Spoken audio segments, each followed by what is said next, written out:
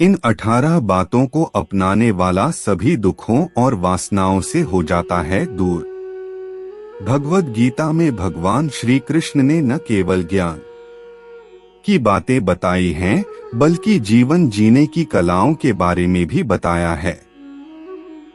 भगवान श्री कृष्ण ने अर्जुन को जो गीता का उपदेश दिया है, वह हर मनुष्य के लिए प्रेरणा स्रोत साबित हो सकता है। गीता में भगवान श्री कृष्ण अर्जुन को उपदेश देते हैं कि जो भी मनुष्य भगवद गीता की 18 बातों को अपनाकर अपने जीवन में उतारता, वह सभी दुखों से, वासनाओं से, क्रोध से, ईर्ष्या से, लोभ से, मोह से, लालच आदि के बंधनों से मुक्त हो जाता है। आगे जानते हैं भगवद गीता की 18 ज्ञान की बातें। एक आनंद मनुष्य के भीतर ही निवास करता है, परंतु मनुष्य उसे स्त्री में, घर में और बाहरी सुखों में खोज रहा है। 2 श्री कृष्ण कहते हैं कि भगवान उपासना केवल शरीर से ही नहीं बल्कि मन से करनी चाहिए। भगवान का वंदन उन्हें प्रेम बंधन में बांधता है। 3 मनुष्य की वासना ही उसके पुनर्जन्म का कारण होती है। 4 इंद्रियों के अधीन होने से मनुष्य के जीवन में विकार और परेशानियां आती है।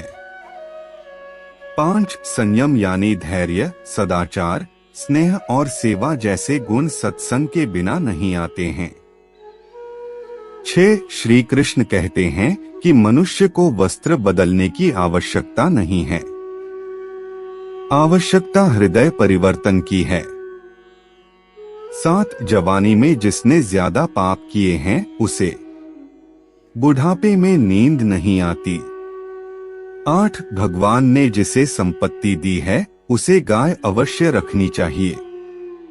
9 जुआ, स्ट्रॉबेरी पैन, परस्त्री पैन अनैतिक संबंध, हिंसा, असत्य, मद, आसक्ति और निर्दयता, इन सब में कलयुग का वास है। 10 अधिकारी शिष्य को सद्गुरु, अच्छा गुरु अवश्य मिलता है। 11 श्री कृष्ण कहते हैं कि मनुष्य को अपने मन को बार बार समझाना चाहिए कि ईश्वर के सिवाय उसका कोई नहीं है।